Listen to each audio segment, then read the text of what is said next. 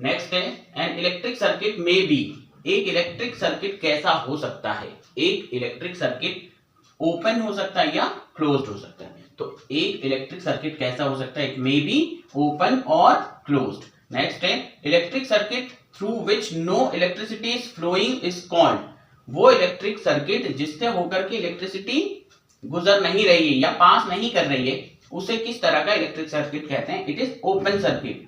Open circuit यानी खुला हुआ है, इसीलिए कहीं ना कहीं से टूटा हुआ ये सर्किट, जिसके कारण की इलेक्ट्रिसिटी फ्लो नहीं कर पा रही है।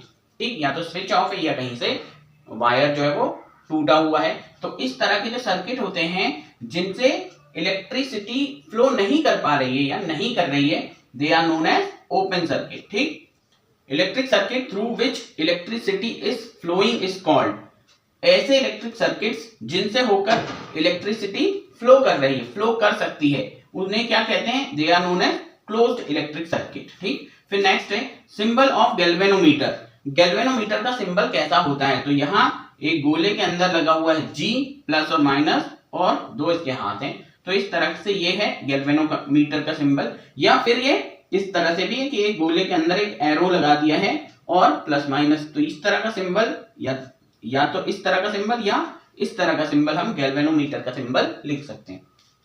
फिर नेक्स्ट है symbol of resistance is, symbol of resistance कैसा है, रेजिस्टेंस का सिंबल कुछ इस तरह से होता है। ठीक, फिर नेक्स्ट है materials that obey Ohm's law are called, वे मटेरियल जो ओम्स लॉ को ओबे करते हैं, ठीक, उन्हें क्या कहते हैं, उन्हें कहते हैं ओमिक मटेरियल। ओमिक मटेरियल कहते हैं उन्हें, जैसे कि कॉपर, एल्यूमिनियम, जो भी मेटल्स होते हैं वो ओम्स लॉ को फॉलो करते हैं। फिर नेक्स्ट है materials that do not obey Ohm's law are called, वे मटेरियल्स जो ओम्स लॉ को फॉलो नहीं करते, ओबे नहीं करते, वो कौन से होते हैं, नॉन ओमिक मटेरियल कहलाते हैं। और इसका एग्जांपल है इलेक्ट्रोलाइट्स, जो भी इलेक्ट्रोलाइट्स होते हैं they are non ohmic material. ठीक, फिर नेक्स्ट है materials that allow electric current to pass through them, वो मटेरियल जो अपने अंदर से इलेक्ट्रिसिटी को फ्लो होने देते हैं, उन्हें क्या कहते हैं, गुड कंडक्टर ऑफ इलेक्ट्रिसिटी कहते हैं या कंडक्टर कहते हैं। नेक्स्ट है materials that do not allow electric currents to pass through them, वे मटेरियल जो अपने अंदर से इलेक्ट्रिसिटी को पास नहीं होने देते, उन्हें या तो इंसुलेटर्स कहते हैं या बैड कंडक्टर ऑफ इलेक्ट्रिसिटी कहते हैं।